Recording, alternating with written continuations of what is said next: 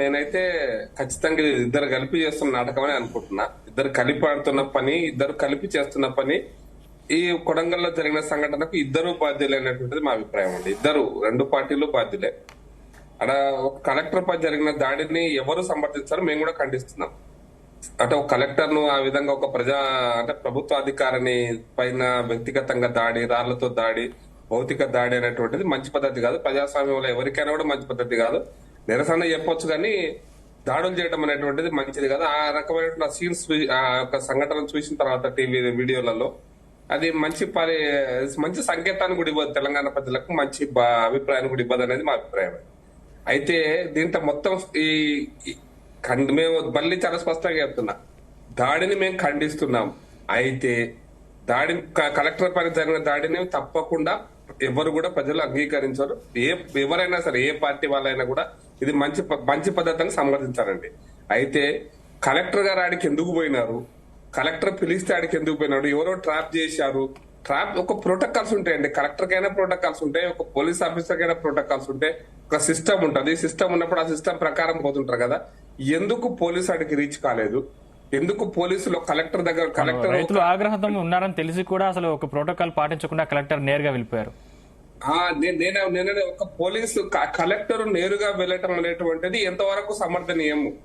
వాళ్ళు పిలిచారే అనుకోండి, నేను రేపు నేనే పిలుస్తా, వస్తారా కలెక్టర్? ఆ విధంగా వచ్చే విధంగా కూర్చుంటారా? ఒక టెంట్ ఒక దగ్గర వేశారు, అరేంజ్మెంట్ ఒక దగ్గర చేశారు, అక్కడికి రైతులు వస్తారు, రైతులు మాట్లాడాలనుకున్నారు. ఎవరో ఒక టీఆర్ఎస్ అయినా, ఇంకో పార్టీ అయినా ట్రాప్ చేసి తీసుకుపోయినాడే అనుకుందాం. అంత ట్రాప్ ఈజీగా పడితే మరి కలెక్టర్ యొక్క ప్రోటోకాల్స్ ఎక్కడ పోయినాయి, కలెక్టర్ యొక్క ఆలోచనలు ఎక్కడ పోయినాయి, కలెక్టర్ సిస్టమ్స్ ఎక్కడ పోయినాయి, ప్రభుత్వం యొక్క వ్యవస్థలు ఎక్కడ పోయినాయి? దిస్ ఇస్ మొదటి ప్రశ్న.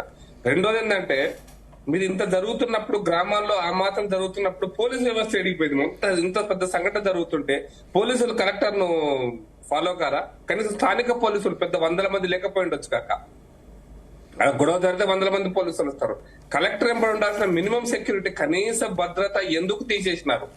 ఎందుకు కనీస భద్రత లేకుండా చేసినారు? ఇది కూడా చాలా పెద్ద చర్చనీయాంశం అండి. ఎందుకంటే కలెక్టర్ మీద దాడి అనేటువంటిది అది మొత్తం తెలంగాణ వ్యవస్థను చెడగొడుతుంది కూడా. అంటే ఎక్కడ ఎవరు పడితే వాళ్ళు అట్లా, ఎవరు పడితే ఏ అధికారి మీద దాడి చేస్తే ప్రభుత్వ వ్యవస్థ నడవదు. రాజకీయ నాయకులు మనం ఇక్కడ ఇట్లా అక్కడ మాట్లాడి ఉండొచ్చు కానీ తహసీల్దార్లు ఉంటారు, అగ్రికల్చర్ ఆఫీసర్లు ఉంటారు, వెటనరీ డాక్టర్లు ఉంటారు, టీచర్లు ఉంటారు, డాక్టర్లు ఉంటారు. వీళ్ళందరి మీద ఇటువంటి దాడులు అనేటువంటిది ఎవరు సమర్థించకూడదు కూడా. అటువంటిప్పుడు మరి దాన్ని ఇటువంటి పరిస్థితి వచ్చినప్పుడు మరి కలెక్టర్ లాంటి స్థాయి వ్యక్తి దట్టు బి ఒక ఒపీనియన్ తీసుకోవడానికి పోయినప్పుడు, గ్రామాల్లో అభిప్రాయ సేకరణ కోసం పోయినప్పుడు ఖచ్చితంగా ఇప్పుడు ఇంతకుముందు నేను గుర్తు చేస్తున్న ఫార్మాసిటీ కోసం ఇబ్రాహీంపట్నం అవతల యాచారం మండలంలో రాష్ట్ర ప్రభుత్వం ఫార్మాసిటీ కోసం అని చెప్పి ఇటువంటి రివ్యూ పెట్టింది. ఇటువంటి పరిస్థితి పెడితే అక్కడ కలెక్టర్ వచ్చి మిగతా వాళ్ళ కమిటీ వచ్చేటానికి మొత్తం ఊర్లో ఉన్నటువంటి ప్రతిపక్ష నాయకులందరినీ అరెస్ట్ చేసి పడేసింది. ఎవరు ఉంచాలి? టీఆర్ఎస్ ప్రభుత్వం. మరి ఆ మాత్రం కూడా మీకు ఆలోచన లేదు ఇప్పుడున్నటువంటి కలెక్టర్ కి, పోలీసు వ్యవస్థ కంటే నాకు ఆశ్చర్యం అనిపించింది. కాబట్టి దీని వెనకాల అసలు కారణం ఏందనేటువంటి నాకు పెద్ద డౌట్ వస్తుంది. అసలు కారణం ఏంది? ఇది నేను ఇప్పుడు యాచారం ఎగ్జాంపుల్ చెప్పిన, అది కూడా రంగారెడ్డి జిల్లా అనేది, వేరే జిల్లా కాదు. ఇది వికారాబాద్ జిల్లా ఉండొచ్చు, ఒకప్పుడు ఉమ్మడి రంగారెడ్డి జిల్లా. ఆ యాచారంలో సేమ్ ఫార్మాసిటీ కోసమని, భూసేకరణ కోసం అని ప్రయత్నం జరిగితే ప్రతిపక్ష నాయకులందరినీ కారిడార్ వేసి ఎవ్వరు లోపలికి రానియాలి. ఆ సేకరణ చర్చ కాడికి, ఆ సేకరణ ఒపీనియన్ తీసుకునే దగ్గరికి అక్కడ ముందే సాధ్యమైనంత వరకు ప్రతిపక్ష నాయకులందరూ ముందు రోజు అరెస్ట్ చేశారు. మరి ఆ మాత్రం పోలీసు వ్యవస్థ టీఆర్ఎస్ పార్టీ చేయగలిగింది? అక్రమంగానే చేశారు. ఒకవేళ ఒపీనియన్ తీసుకున్నట్టు అక్రమమైన ఒపీనియన్, ఏ ఒపీనియన్ కరెక్ట్ కాదు, అక్కడ ప్రజల అభిప్రాయం కరెక్ట్ రిఫ్లెక్ట్ కాదు. అది ప్రజల అభిప్రాయం అక్కడ లేదు. కానీ మరి వికారాబాద్ లో ఇది ఎందుకు ఈ విధంగా జరగలేదని నాకు పెద్ద అనుమానం అండి. అంటే దీని వెనకాల ఏదో రేవంత్ రెడ్డి గారు అసలు నిజంగా ఫార్మాసిటీ పెట్టాలనుకున్నాడా, లేకపోతే ఒక సిచ్యువేషన్ క్రియేట్ చేసి ఆ గొడవ జరిగితే మంచిది పని అయిపోతుంది ఇది అనుకున్నాడా? నాకు డౌట్ వస్తుంది. లేదా ఫార్మాసిటీ వెనకాల ఇంకేదన్నా ఉద్దేశాలు ఉన్నాయా? నాకు డౌట్ వస్తుంది. ఇంకా ఒక వ్యక్తి పోయినాడు. ఆ చిన్న ఊరు, అది పెద్ద వేల మంది ఉండే ఊరు కాదు. ఇక్కడ జరిగింది ఆచారంలో జరిగితే వేల మంది, ఒక మేడిపల్లి నక్కర్ అనే ఊరు, చాలా పెద్ద ఊరు అది. ఆ ఊరు చుట్టుపక్కల ఊర్లందరూ పిలిచారు. కాబట్టి అంత పెద్ద ప్రోగ్రామ్ జరుగుతున్నప్పుడే పోలీసులు ఎంత యాక్టివ్ ఉన్నప్పుడు మరి ఇక్కడ ఇంత చిన్న గ్రామంలో పోలీసులు ఒక 5గురో 4గురో స్థానిక పోలీసులు సెక్యూరిటీ ఇచ్చింటే అయిపోతుండే, కలెక్టర్ కి ఇబ్బంది రాకపోతుండే కదా. దీనివల్ల ప్రభుత్వానికి నష్టం ఇబ్బంది జరగకపోతుంటే తెలంగాణలో ఇటువంటి పరిస్థితి రావడం అనేటువంటి దాని మీద కూడా ఒక చర్చ జరగకపోతుండే. కాబట్టి ఈ చర్చను ఎక్కడో ఒకడ ఈ డైవర్ట్ చేయడం కోసమా, ఇష్యూస్ డైవర్ట్ చేయడం కోసమా అనేటువంటిది ఇంకో అనుమానం. అసలు ప్రజల అసలు విషయాలు వదిలిపెట్టి నిజంగా ఫార్మా క్లస్టర్ విషయంలో ఒక అభిప్రాయం ఉందా ప్రభుత్వానికి, నాకు రెండో డౌట్. ఇంకోటి అన్నిటికంటే ఇంపార్టెంట్ ఏంటంటే ఈ ఫార్మా ప్రైవేట్ కంపెనీల కోసం భూసేకరణ గురించి మీరెందుకండి అంత తాపత్రయపడుతున్నారు? ప్రభుత్వం ఎందుకు తాపత్రం అంటే కొడంగల్లో ఫార్మాసిటీ పెడితే ఇంతమంది పెద్దలు కాంగ్రెస్ నాయకులు చెప్పారు, ఫార్మాసిటీ కొడంగల్లో పెడితే అద్భుతమైనటువంటి ఉద్యోగాలు వచ్చి ఫార్మా రంగంలో పనిచేయొచ్చునని చెప్తున్నా. ఫార్మాసిటీ వల్ల మీరు చూస్తున్నారు చౌటుప్పల్ దగ్గర మురికి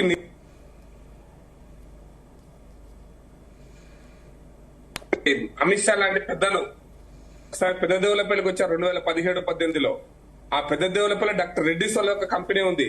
ఆ రెడ్డిస్ కంపెనీ అది మిర్యాలగూడ దగ్గర, పెద్ద దేవులపల్లి అంటే ఇక్కడక్కడ కాదు, మిర్యాలగూడకు ఒక మంచి పొలాల దగ్గర ఆ ఫార్మా కంపెనీ ఉంటే ఆ ఫార్మా కంపెనీలో స్థానిక ఉద్యోగాలు ఎవరికి లేవాడు, స్థానికులకు ఉద్యోగాలు అంత ప్రైవేట్ బయటకు వెళ్ళి వచ్చిన వాళ్ళు ఎక్కడి నుంచో డాక్టర్ రెడ్డిస్ దగ్గరికి పోయి మీరు స్థానికులకు ఉద్యోగాలు ఇవ్వాలంటే అవర్స్ ఇస్ మల్టీనేషనల్ కంపెనీ అంటారు వాళ్ళు. మాది పెద్ద ప్రపంచంలో మల్టీనేషనల్ కంపెనీ అండి, వివిధ దేశాలలో ఉంది, మేము ఒక్క తెలంగాణ హైదరాబాద్ లో మేము తీసుకోలేమండి అని వాళ్ళు ఉపన్యాసం ఇస్తుంటారు మనకు. అటువంటి కంపెనీలు కొడంగల్ అవసరమా? నేను చాలా సూటి ప్రశ్న కాంగ్రెస్ పార్టీని అడుగుతున్నా. అటువంటి కంపెనీలు కొడంగల్ అవసరమా? ఇప్పుడు దివీస్ లాబొరేటరీస్ ఉంది చౌటుప్పల్ దగ్గర, ఆ దివీస్ లాబొరేటరీ ఇచ్చేటువంటి పొల్యూషన్ కొడంగల్లో అవసరమా? అక్కడ ఉంటే దోతిగూడెం అనే గుట్టలు ఉంటాయి చౌటుప్పల్ యువతల, లోపల ఒక 10 చిన్న చిన్న ఫార్మా ఇండస్ట్రీ పెట్టారు, మొత్తం నీళ్ళన్నీ కూడా మురికి నీళ్ళు ఇడుస్తారు భూములకి. అటువంటి ఫార్మా ఇండస్ట్రీ అవసరమా? లేకపోతే మా సిరీస్ కంపెనీ మూతపడ్డది అనుకోండి, ఇప్పటికీ ఆ భూమి తవ్వుతుంటే ఒక 100 మీటర్లు 100 ఫీట్లు బొంగ నల్లటి మట్టి పొల్యూషన్ దొరుకుతుంది. సిరీస్ కంపెనీ ఇక్కడ కొడంగల్ అవసరమా? మీకు కొడంగల్ ప్రజలకు నిజంగా ముఖ్యమంత్రి గారు మేలు చేయాలనుకుంటే చాలా మార్గాలు ఉన్నాయి, చాలా వ్యవస్థలు ఉన్నాయి, చాలా ప్రజలకు అవసరమైనటువంటి పెట్టుబడులు పెట్టగలిగే మనుషులు ఉన్నారు. అటువంటి పరిశ్రమల కోసం ప్రయత్నం చేయండి. మీరు అలా ఫార్మాసిటీని పెడుతుంటే మేము నక్కత్త మెడిపిల్లలు మేము వ్యతిరేకించినాం.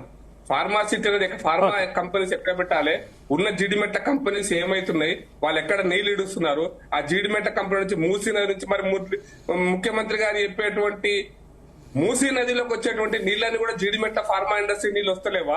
ఉప్పల్లో ఉన్నటువంటి ఫార్మా ఇండస్ట్రీ నీళ్లు వస్తలేవా? ఆ ఉప్పల్లో ఉన్నటువంటి కంపెనీ శ్రీకృష్ణ డ్రగ్స్ అని ఒకటి శంషాబాద్ పెట్టినారు. శంషాబాద్ ఎక్కడో 20 కిలోమీటర్ దూరంలో పెడితే దాని రెసిడ్యూస్ వచ్చి హిమాయత్ సాగర్ లో దొరికినాయి. హిమాయత్ సాగర్ పొల్యూషన్ అక్కడ భూముల నుంచి పోతుంటదండి, పర్ఫులేట్ అయి పోతుంటుంది, అక్కడ ఆగదు పొల్యూషన్, ఎక్కడ పొల్యూషన్ నీళ్లు కూడా. ఈ మాత్రం అంటే పరిజ్ఞానం లేదని నేను అనుకోను అధికారులు కానీ ముఖ్యమంత్రి గారికి కానీ. మరి కొడంగల్లో ఫార్మాసిటీ అవసరం అనేటువంటిది ఒక ప్రశ్న. నేను దాన్ని వ్యతిరేకిస్తున్నాను. ముందే చెప్పిన ముందు దాడిని మేము ఖండిస్తున్నాం. వీళ్ళ యొక్క ఫార్మాసిటీ పేరు మీద భూసేకరణ చేయడం తప్పు. ఎవరైనా కంపెనీ పెట్టుకుంటే పెట్టుకునియండి, మీకెందుకు అభ్యంతరం, మీకెందుకు ఇబ్బంది, మీరెందుకు సేకరించి వాళ్ళకి ఇవ్వాలనేటువంటి కళ్ళగంటున్నారో నాకు అర్థం కాలేదు.